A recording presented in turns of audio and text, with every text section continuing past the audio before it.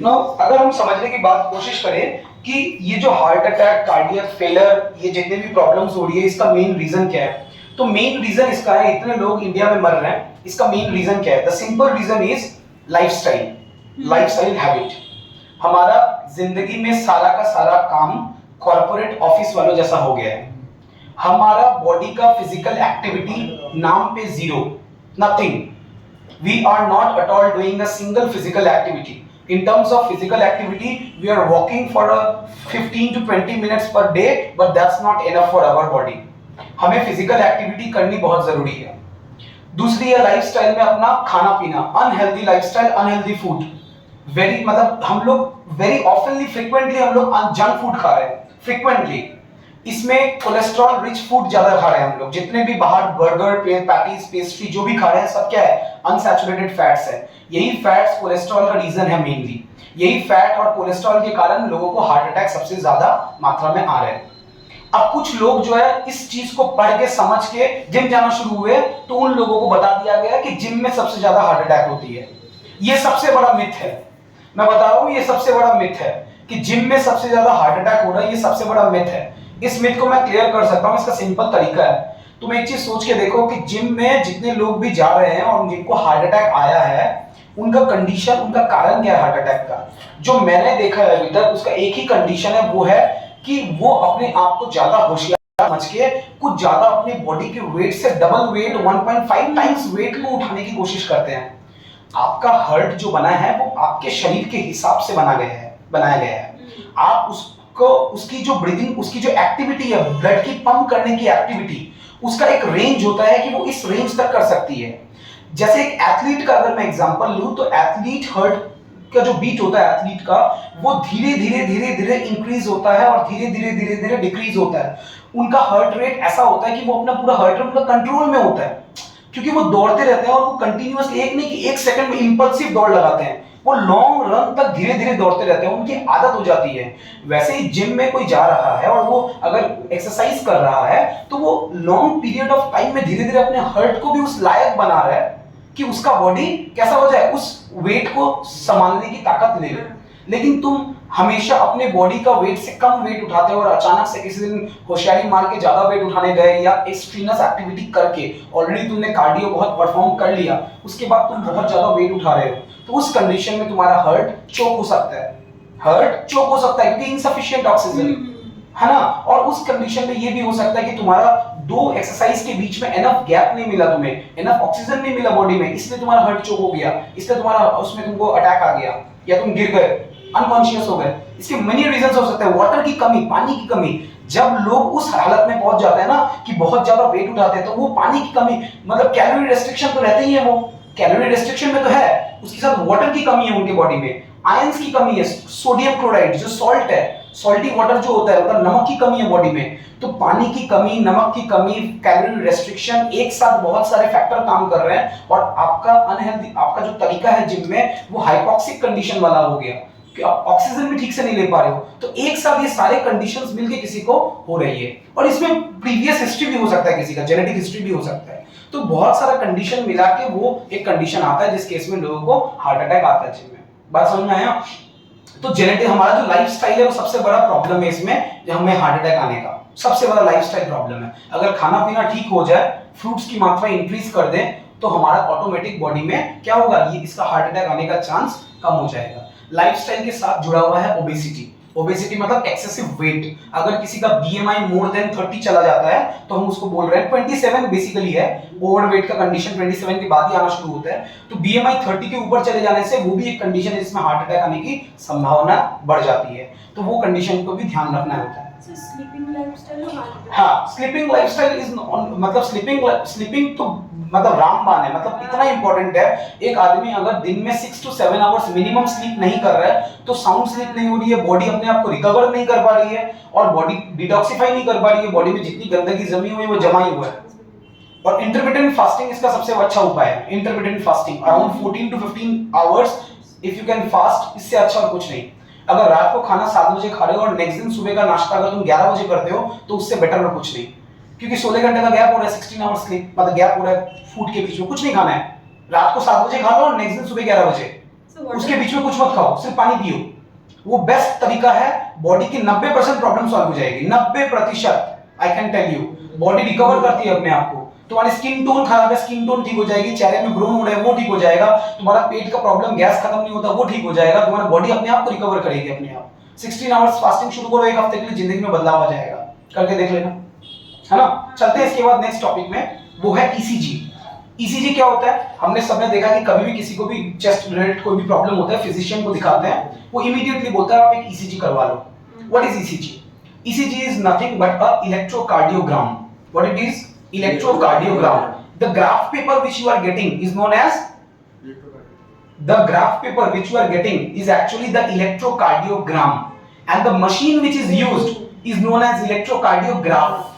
Understood? उल्टा है यहाँ पे, gram and graph. The paper which you are getting, the result is actually the electrocardiogram, and the machine which is used for ECG is known as electrocardiograph.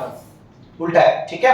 क्या करते हैं ECG में? Basically कुछ Leeds होते हैं, लीड्स उसको chest के दो तरफ लगाते हैं और लेफ्ट एंकल में सेट करते हैं, और करके उसको 2 से 3 मिनट के लिए उसको चिपका के छोड़ देते हैं। बेसिकली तुम्हारी हार्ट की जो इलेक्ट्रिकल एक्टिविटी है उसको वहां पे मॉनिटर किया जाता है। अगर तुम ईसीजी देखोगे, एक स्टैंडर्ड ईसीजी, तो एक स्टैंडर्ड ईसीजी का एक सिंबल होता है। बेसिकली ईसीजी वही है जो तुम्हें टीवी में दिखता है, वो जो आता है ना, कोई आईसीयू में भर्ती है तो पास में पिप पिप पिप पिप करके चलता रहता है, that is basically the ECG. अगर हम ईसीजी की बात करें तो उसमें एक वेव होता है ऐसा, इस वेव को हम बोलते हैं पी वेव। क्या बोलते हैं? P wave. उसके बाद एक वेव होता है जो ऐसा दिखता है, जिसको हम बोलते हैं, इधर है क्यू, इधर है आर, इधर है S, Q R S wave, और उसके बाद ऐसे चलता है और फिर वो वापस से ऐसे आता है, इसको हम बोलते हैं टी वेव। तो ये बेसिकली एक हमारा ईसीजी का ग्राफ है, एक ईसीजी का पूरा ग्राफ ऐसा दिखता है, ठीक है। इसमें जो पी वाला पोर्शन तुम्हें दिख रहा है, पी वाला पोर्शन, ये बताता है एट्रियल डीपोलराइजेशन को, एट्रियल डीपोलराइजेशन को। क्यूआरएस वाला जो रीजन है ये बताता है वेंट्रिकुलर डीपोलराइजेशन को। मेरी बात ध्यान से समझो, उसके बाद फिर हम बात करते हैं इसके बारे में। जो पी वेव है ये बताता है एट्रियल डीपोलराइजेशन।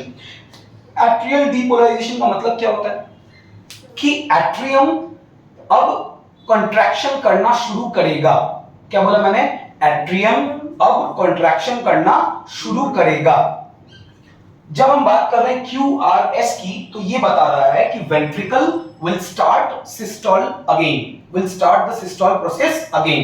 तो ये QRS क्या बता रहा है कि ये QRS ये बता रहा है कि वेंट्रिकल अभी सिस्टोल करने वाला है फिर से। तो एट्रियल का सिस्टोल कौन बता रहा है? P। वेंट्रिकल का सिस्टोल कौन बता रहा है? QRS। एंड जो T वाला पोर्शन है वो ये बता रहा है कि हमारा हार्ट जो है अब वो डायस्टोल फेज में जा चुका है। जो वेंट्रिकुलर डायस्टोल है वो कौन बता रहा है? T वेव, कि वेंट्रिकल अभी डायस्टोल होगा। डायस्टोल यानी कि रिलैक्सेशन, सिस्टोल यानी कि कॉन्ट्रैक्शन, डायस्टोल यानी कि रिलैक्सेशन। सिस्टोल कहां हो रहा है? एट्रियम का P वेव में। QRS क्या बता रहा है? वेंट्रिकल का सिस्टोल होगा। और जो T वेव है वो क्या बता रहा है कि पूरा का पूरा जो हार्ट है उसका जो वेंट्रिकल वाला पोर्शन है वो अभी डायस्टोल होगा।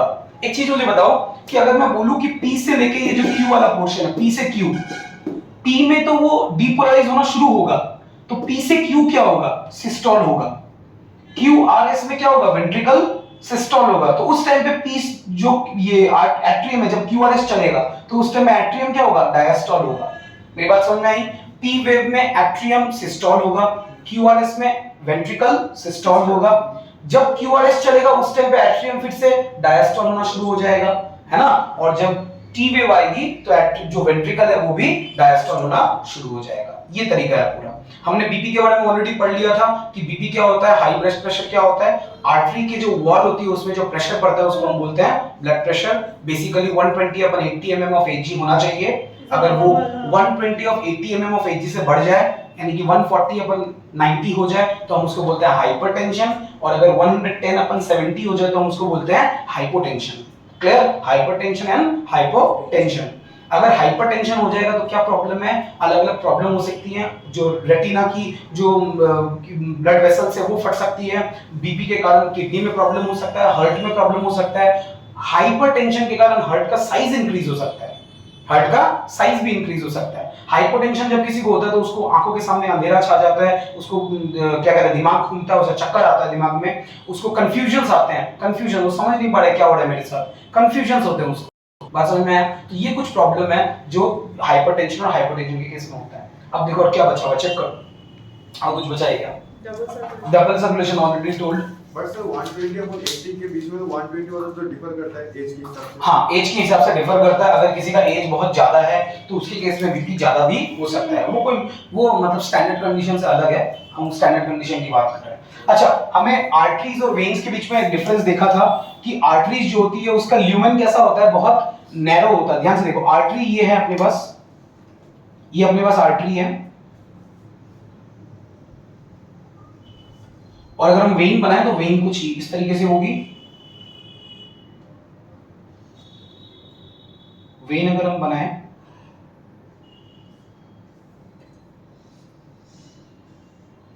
तो वेन कुछ इस तरह से होता है।